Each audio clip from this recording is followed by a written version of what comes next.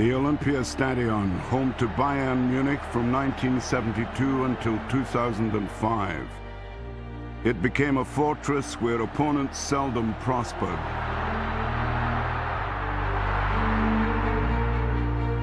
Further afield, the mid-70s saw Bayern Munich win the European Cup 3 years in succession.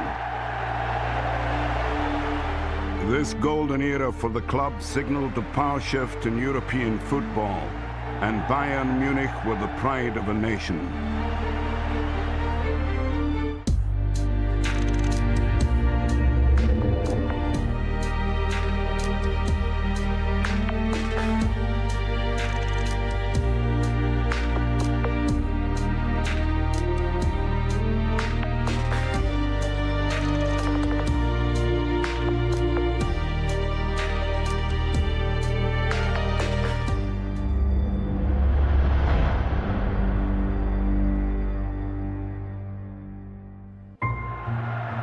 In 1972, the West German national team became European champions for the first time.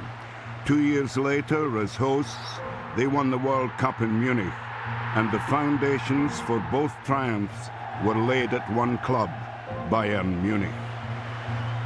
Franz Beckenbauer was captain of both club and country. Gerd Müller was a phenomenal provider of goals. Paul Breitner thrillingly turned defense into attack, while at the heart of the defense was Hans-Georg Schwarzenberg. Uli Hoeneß provided pace and power up front, and goalkeeper Sepp Maier was another dependable last line of defense. It shouldn't be forgotten that from 1970 to 76, there were, I think, about 8 or 9 players who played all the time. 6 years, the same team. And this was obviously one of our strengths. It was practically an identical team, a well-oiled unit. We all knew what the others would do on the pitch, and that was decisive. Today, Bayern boasts a proud history, one established by those 6 internationals and their teammates who, in a few short years, helped the club emerge from relative obscurity to center stage. Football thrives on tradition, and Bayern Munich has become so popular and has always had a huge fan base. The foundations were laid at the end of the 60s, beginning of the 70s. Bayern weren't in the Bundesliga when it was born and had to gain promotion from the Regional League South. In the 1963-64 season, Bayern missed out on such promotion. Defeat to eventual playoff group winners Borussia Neunkirchen proved decisive. But for many, defeat was a blessing in disguise. We were the best team in that group, but we conspired to defeat ourselves. Thankfully, we didn't get promoted that year, and that gave our younger players like Sepp Maier more time to develop. They all had one more season in the regional league to gain more experience. And then in 1965, we gained promotion to the Bundesliga. The following year, Bayern topped the regional league, but still had to get through a playoff stage. This time the outcome was very different. An 8-0 win away over tennis Borussia Berlin on the final day sealed Bayern's place in the Bundesliga for the first time.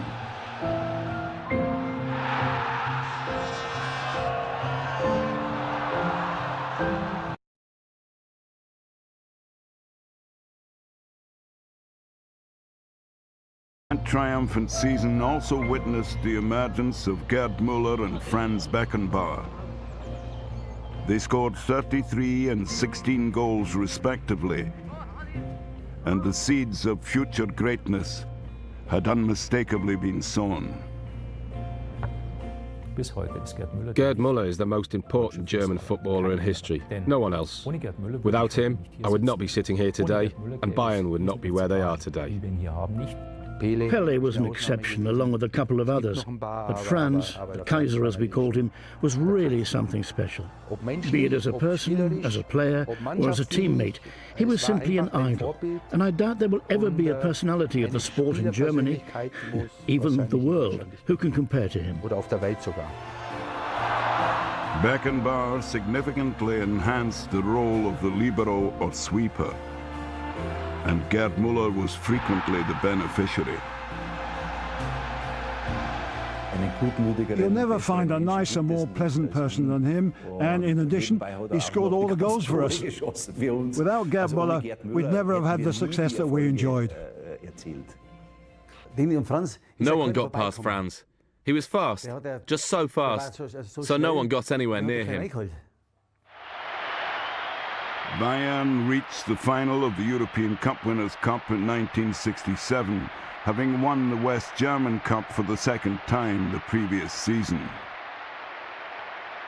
We were lucky in the fact that we were able to play the final in Nuremberg, which made it almost a home game for us. We were the outsiders, as we'd only been promoted the previous season. The final against Rangers of Scotland was decided in extra time. I was fortunate enough to score the goal in extra time that won us our first international trophy. 10 days later, they lifted their second consecutive domestic cup, and in 1969, Bayern became West German champions for the first time since 1932. At the beginning of the 70s, we were a capable team, able to perform and old enough to be able to withstand the pressure. This is when the best period came around for Bayern, even though we'd become West German champions once already and won both the domestic cup and the Cup Winners' Cup. So we were already very successful, but we gained the right experience to really enjoy more success. Crucial to that success was Udo Lattek, appointed manager in 1970. He was a big motivator. He was well informed on tactics and could get the best out of every player. He was able to inspire us and get 100% effort out of every single one of us. Udo Lattek came to us in 1970, and it turned out to be an ideal appointment. Lattek understood how to unite the team. Bayern regained the league title in 1972. A campaign which included this 11-1 thrashing of Borussia Dortmund. They scored 101 goals in 34 games, with Gerd Müller contributing 40, a Bundesliga record. Ever since I was a young boy, I was a goal scorer. In the national team, I had great players around me, and I always knew that when I got the ball, I'd score.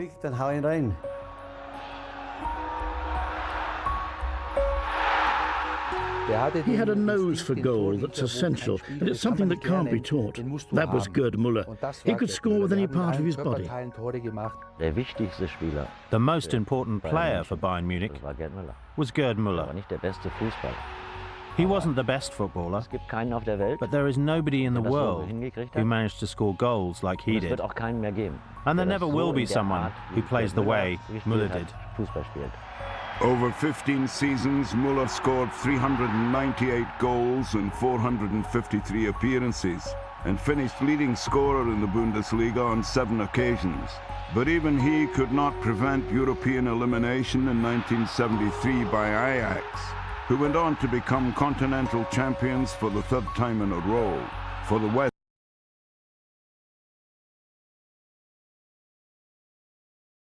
ahead in the German league, but that doesn't really mean much on the European stage. Okay, it meant success at home, but it counted for nothing in Europe. For that, a team first has to grow together and gain experience. Well, we definitely did learn from them, as Ajax had the perfect team. They played at a very high tempo, and we realized that this was an area in which we had to improve. Bayern did manage to retain their league title that season. Müller was the leading scorer once again with 36 goals. And the following season, they finally reached the European Cup final.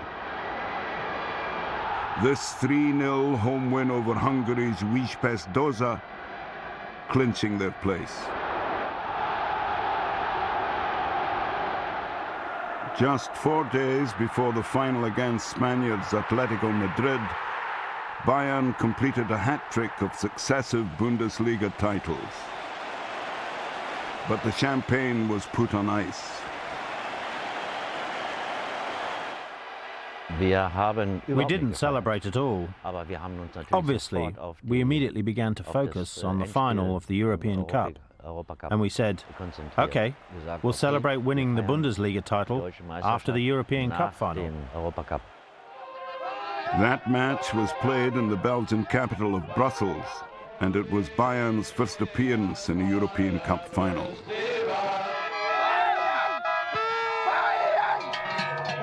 Though German supporters outnumbered their Spanish counterparts, on the pitch, the watchword was caution. Both teams were playing very defensively. Nobody wanted to concede a goal, so both of us were just waiting to counter-attack.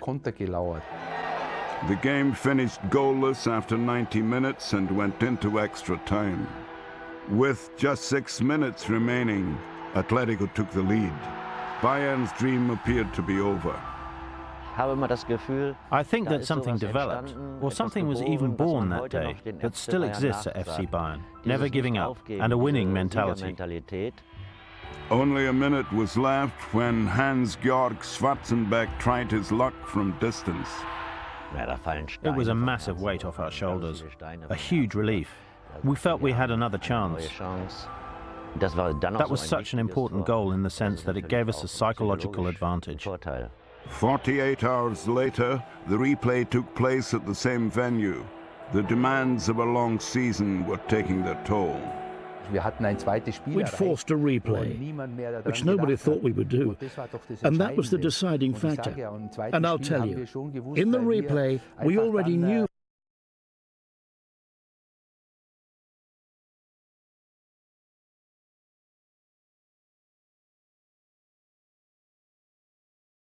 actually managed to play at all. Hennes himself gave Bayern a half-time lead.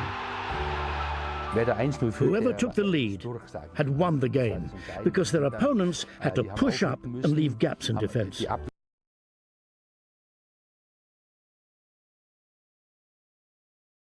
Gerd Müller doubled Bayern's advantage. In the replay, I had one of my best games ever for Bayern. I set up the third goal for Gerd Müller, and it was easy. We didn't think it would be so straightforward. Uli Hoeneß's second completed the rout, and Bayern Munich were champions of Europe for the first time. In the replay, we won 4-0, perhaps our best game of the season, possibly the best game Bayern Munich has ever played. 4-0 in a final was, as we say in German, a Hausnummer, the real deal. It was a big achievement, and we were very proud. It was a great feeling.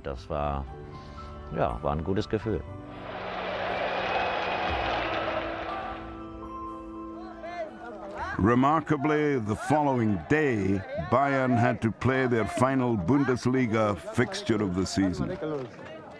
It was the first time that a German team had won that cup. We partied without sleeping and travelled to Mönchengladbach. We had a good meal, accompanied by a few beers, and then went out onto the pitch, and nobody was completely sober.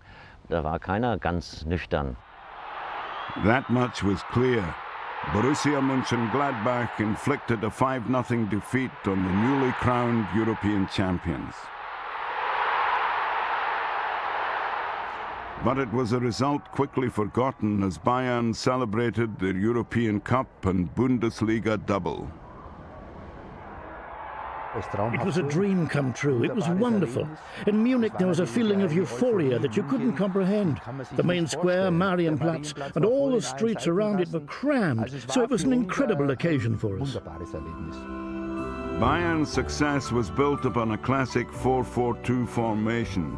In goal, Sepp Maier made over 500 appearances for the club. He dominated the box like no other goalkeeper, even in today's game. And for me, he was really the best in the world. Ahead of him, Franz Beckenbauer was the heartbeat of the team, the sweeper who loved to go forward. When Franz Beckenbauer got forward, it was my job to fall back into his position. And Uli Hoeneß was the ideal foil for Gerd Müller up front. Uli Hoeneß was particularly important for away games because he was outstanding on the counter-attack.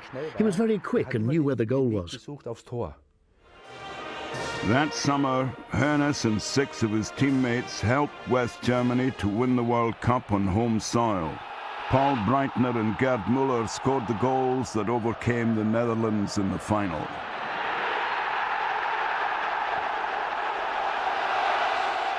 Beckenbauer proudly lifted the trophy, but that success proved detrimental to Bayern. I think after a season like that, logically, you're not going to be as fit for the next campaign, and maybe not even as motivated as you had been.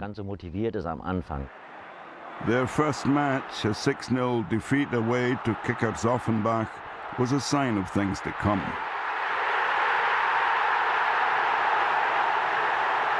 Coach Udo Lattek was dismissed in January 1975 with the team labouring in 14th position after 17 games.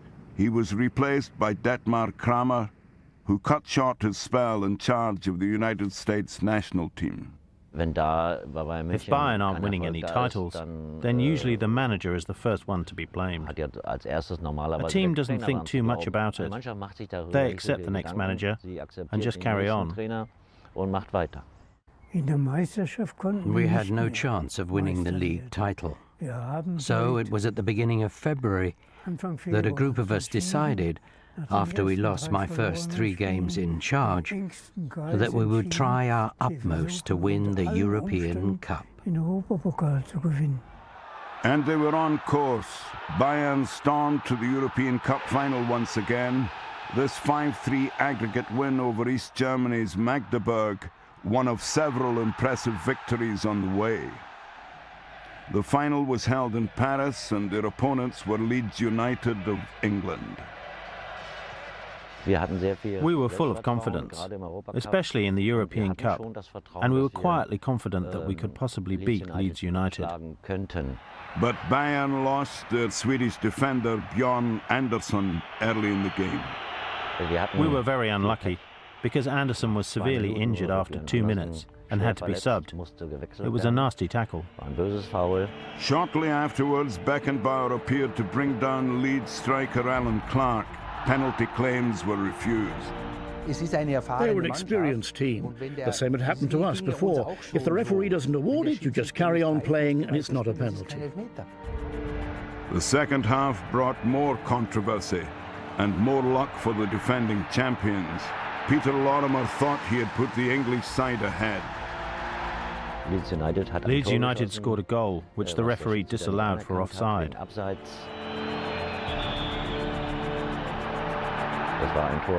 It was a goal. It wasn't offside. But that often happens in football. You can't look back. You can be angry about it. You can be disappointed. But you can't let it affect you forever. If the referee says it's not a goal, then I can't tell him it was. It wasn't a goal, and that's that. Just 6 minutes later, Leeds' sense of injustice was further intensified. It was a really nice pass from Connie Torstensson, and I ran onto it and was quicker than my marker, who'd left his man. I thought, now we have won.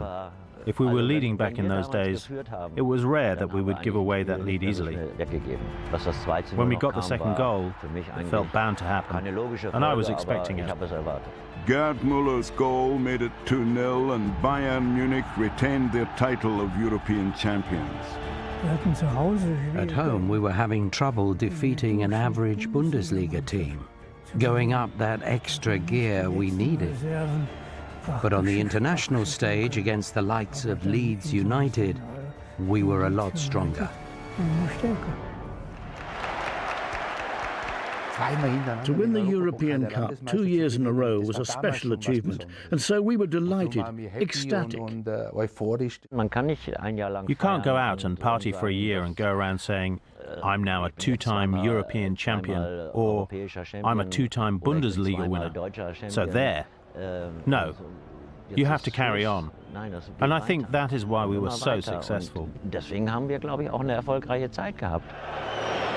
But the following season began poorly.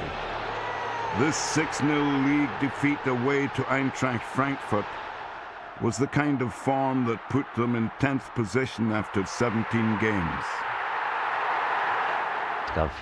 There was a lot in the media and the press, and it began to annoy us and get to us, because we ourselves didn't know why it was, and everything was put into question. Have they had too much success? Are they not hungry enough for more?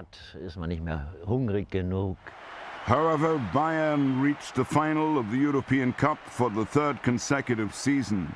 In Glasgow, they faced Saint-Étienne of France, whom they'd eliminated at the semi-final stage the previous year. They were actually the favourites because in their league they were clear at the top, whereas we were mid-table again. Because we hadn't played so well in the Bundesliga, our motivation was sky high. It was incredible because we knew that, just like Ajax had done before us, we could also win the European Cup for the 3rd time in succession and get to keep the trophy.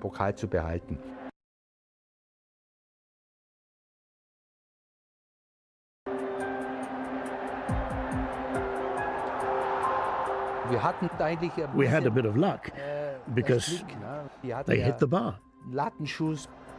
The players told me, "Coach, don't worry. If we get to the final, we will win it." It was a confident team. Gerd Müller was fouled about 25 metres out and a free kick was awarded. I was responsible for taking free kicks, and I didn't know where to place it. They set up a 6-man wall, and I said to Franz, there's only one option here.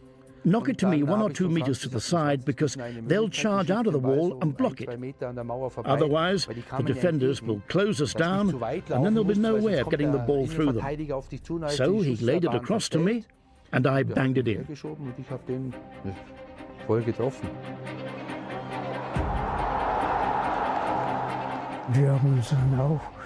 We'd concentrated on practicing free kicks, and the goal we scored in the 1-0 victory was from a free kick, but not one of the ones we had worked on. Beckenbauer saw that the keeper was slightly out of position, laid the ball off to Roth, and said, "Hit it." Roth's solitary strike was enough. Bayern had emulated Ajax by winning the European Cup in 3 successive seasons. That was the icing on the cake. If you win the European Cup 3 times in a row, you get to keep it. That was the greatest thing for us. The party was never ending. We were domestic champions 3 times in a row from 1972 onwards, and then we won the European Cup 3 times in a row in 1974, 75 and 76, and the national team won the European Championships in 1972 and the World Cup in 1974 with 6 Bayern players. I think it was the greatest time, not just for the national team, but also for Bayern Munich. And 7 months later, Bayern were crowned champions of the world. They defeated Brazil's Cruzeiro, the champions of South America, 2-0 on aggregate to win the Intercontinental Cup. Being crowned club champions of the world is like having another small crown put on top of your European Cup success. But that marked the end of Bayern Munich's golden era, as we went our separate ways. Franz went to New York, Gerd Müller was getting on a bit. Back then, Bayern's will to win was unbroken. Then all that changed, and the team fell apart a bit. The golden era had to end, but beyond doubt greatness was achieved by Bayern Munich during those years. 8 domestic trophies, 3 European Cup wins in succession, and a world title. A big entry in football history. It was only later that we realized what we'd accomplished, and that it simply wasn't an everyday achievement for a team to win the European Cup 3 times in a row. We weren't friends. We really weren't. Well, maybe 1 or 2 of us were. But when we were together on the pitch, we knew exactly what we wanted. We had a good mix of older, more experienced players and younger players. But they all shared the same will to win. Every single one of them sweated blood for the cause. Beckenbauer, Müller, Hoeneß and Meyer, great names synonymous with Bayern Munich even today. Both club and country will be forever in debt to them.